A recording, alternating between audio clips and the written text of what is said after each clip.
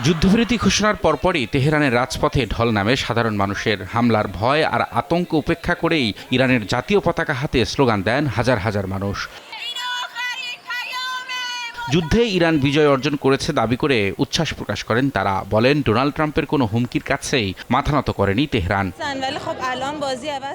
যুক্তরাষ্ট্র বুঝতে পেরেছে ইরান একটি পরাশক্তি। চুক্তি না মানলে আমরা তাদের সাথে অন্যভাবে বোঝাপড়া করব।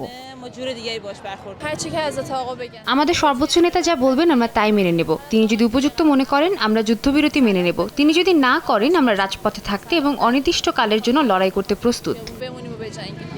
এর আগে পারস্য সভ্যতা ধ্বংসের হুমকি দিলেও কয়েক ঘন্টা পরেই ইরানের 2 সপ্তাহের জন্য হামলা বন্ধের ঘোষণা দেন ডোনাল্ড ট্রাম্প।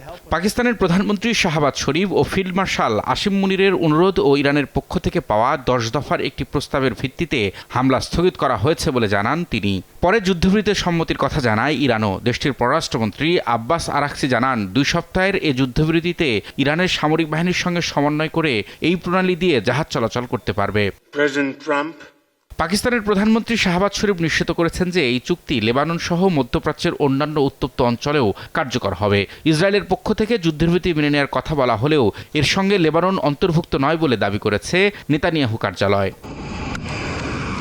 যুদ্ধবিরতি কার্যকরের পরও পাল্টাপাল্টি হামলার অভিযোগ করেছে ইরান ও ইসরায়েল। ট্রাম্পের ঘোষণার পরপরই বেশ কয়েকটি ক্ষেপণাস্ত্র প্রতিহতের দাবি করে তেল আবিব। অন্যদিকে বুধবার ভোরেও ইরানের উপর নতুন করে বিমান হামলা চালিয়েছে ইসরায়েল। যুদ্ধবিরতির ঘোষণার পরপরই আন্তর্জাতিক বাজারে কমতে শুরু করেছে জ্বালানি তেলের দাম। এরই মধ্যে যুক্তরাষ্ট্রের অপরিশোধিত তেলের দাম 15% কমে ব্যারেল প্রতি $90 নিচে নেমে গেছে। দক্ষিণ কোরিয়া ও জাপানের বাজারেও নিম্নমুখী জ্বালানির দাম। যুদ্ধবন্ধের সুবাতাস বইতে শুরু করেছে আন্তর্জাতিক পুঁজিবাজারেও। চাঙা শেয়ার বাজারের সূচক। রবিউল ইসলাম আওলাদ, সময় সংবাদ।